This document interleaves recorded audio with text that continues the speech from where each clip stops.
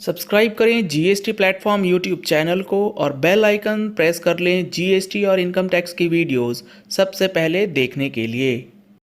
Good morning friends, GST platform के YouTube channel में आप सभी का स्वागत है। जी हाँ फ्रेंड्स, काफ़ी लोगों की क्वेरीज आ रही हैं कि जो हमारा एमनेस्टी स्कीम है जिसकी डेट है 30 नवंबर, क्या वो फर्दर 31 दिसंबर 2021 तक एक्सटेंड कर दी गई है, और अगर एक्सटेंशन नहीं मिला है तो 30 नवंबर के बाद कितनी लेट फीस कौन सी रिटर्न पे लगेगी। तो इसके लिए आपको समझना जरूरी है कि एमनेस्टी स्कीम क्या एक्सटेंशन जो है वो दिया गया था। यहाँ पर आप देख पा रहे हैं नोटिफिकेशन नंबर 33, जिसके अंदर जीएसटी एमनेस्टी स्कीम को एक्सटेंड किया गया था फ्रॉम 31 अगस्त 2021 टू 30 नवंबर 2021। अगर आपने हमारी टैक्स मैगजीन सितंबर महीने की पढ़ी हो तो उसके अंदर हमने ये एक्सटेंशन के बारे में डिटेल्स में बताया था।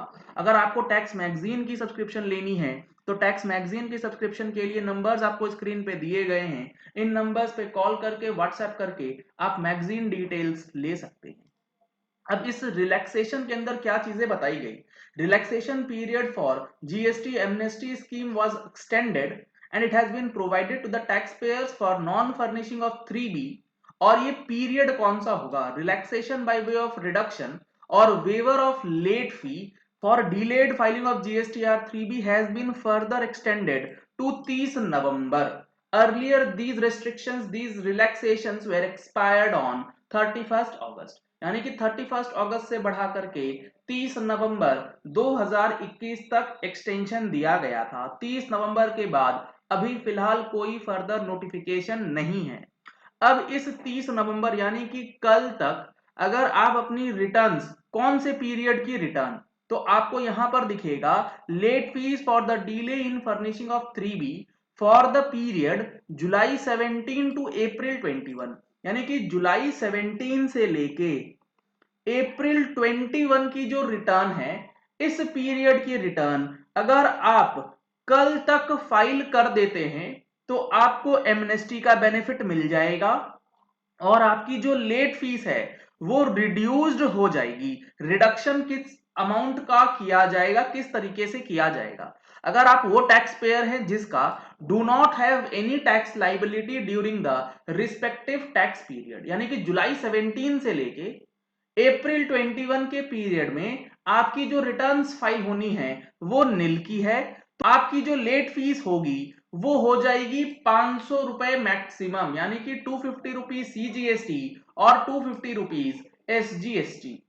और अगर आपकी नील की रिटर्न नहीं है तो आपकी जो लेट फीस रहेगी वो मैक्सिमम रहेगी 1000 रुपीज की, 500 सीजीएसटी और 500 एसजीएसटी। कंडीशन ये है कि जुलाई 17 से लेके अप्रैल 21 की रिटर्न आप कल से पहले फाइल कर दें।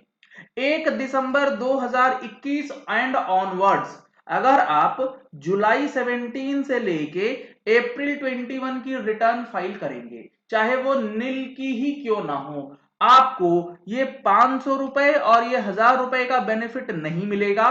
फिर आपको जो लेट फीस लगेगी वो पर रिटर्न 10,000 रुपीज का लगाया जाएगा, जो कि काफी बड़ा अमाउंट जो है वो बन के आता है। नील रिटर्न का क्या meaning, means there is no details for the return furnishing, यानी कि रिटर्न के अंदर कोई भी डेटा नहीं। और एक इंपॉर्टेंट चीज जो कंफ्यूज कर रही है वो है रैशनलाइजेशन को लेकर के। इसके लिए भी हमने अपने टैक्स मैगजीन में सारी चीजें इंक्लूड करी थी कि रैशनलाइजेशन ऑफ लेट फीस वो कौन से पीरियड से इंप्लीमेंट होगा। सबसे पहले आपको ये क्लियर हो गया होगा कि एमनेस्टी स्कीम जुलाई 17 से अप्रैल 21 की रिटर्न्स के लिए लगेगा। रैशनलाइजेशन ऑफ लेट फीस इस पीरियड के लिए एप्लीकेबल नहीं है। रैशनलाइजेशन ऑफ लेट फीस, जिसमें लेट फीस को रिड्यूस ही कर दिया गया है परमानेंटली, वो लागू होगा जून 21 की रिटर्न एंड ऑनवर्ड्स, उसके पहले की रिटर्न्स पे नहीं लगेगा वो। आप देख पा रहे हैं यहाँ पे मैंने ओपन किया है नोटिफिकेशन, जिसमें बताया गया है कि total amount of central tax payable in the said return, अगर आपकी लाइबिलिटी है नील की, तब लेट फीस जो सेक्शन 47 के लगेगा वो लगेगा 250 रुपीज तक मैक्सिमम, यानी कि 250 रुपीज के ऊपर जो होगा वो आपको माफ कर दिया जाएगा। ये सारी चीजें एमनेस्टी के अंदर ऑलरेडी दे दी गई।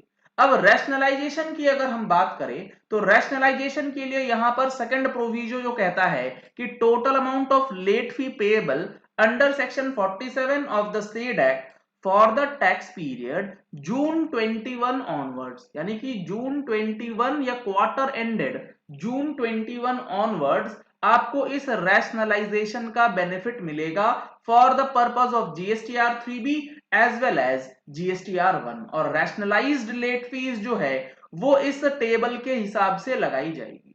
अगर आप रजिस्टर्ड पर्सन है जिसकी रिटर्न निल की जानी है तो 250 रुपए सीजीएसटी और 250 रुपए एसजीएसटी मैक्सिमम लेट फीस होगा।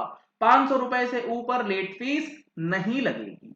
अगर आप रजिस्टर्ड पर्सन है लेकिन आपका टर्नओवर 1.5 करोड़ रुपए तक है, आपकी निल की रिटर्न नहीं है और आपकी पिछले साल की टर्नओवर 1.5 करोड़ तक है तो 2000 रुपए की लेट फीस लगाई जाएगी। 1000 सीजीएसटी, 1000 एसजीएसटी।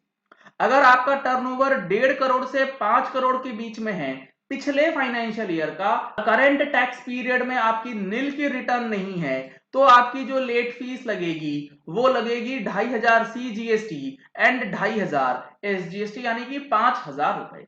अगर आपका टर्नओवर 5 करोड़ से ऊपर है तो आपको रैशनलाइजेशन का भी बेनिफिट नहीं मिलेगा, उसमें आपको लेट फीस 10,000 रुपए की पर मंथ के हिसाब से पेमेंट करना होगा।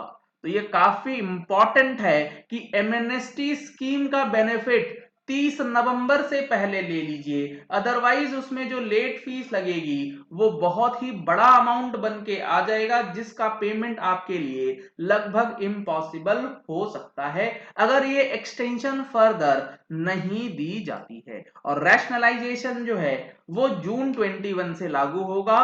उसके पहले जो टैक्स पीरियड्स हैं उस पे आपको रिड्यूस्ड लेट फी का कोई भी बेनिफिट नहीं मिलने जा रहा।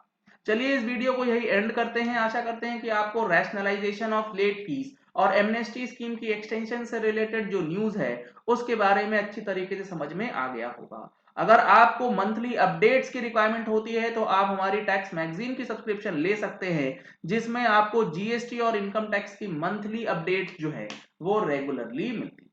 Thank you and have a nice day. Subscribe करें जीएसटी प्लेटफॉर्म यूट्यूब चैनल को और बेल आइकन प्रेस कर लें जीएसटी और इनकम टैक्स की वीडियोस सबसे पहले देखने के लिए।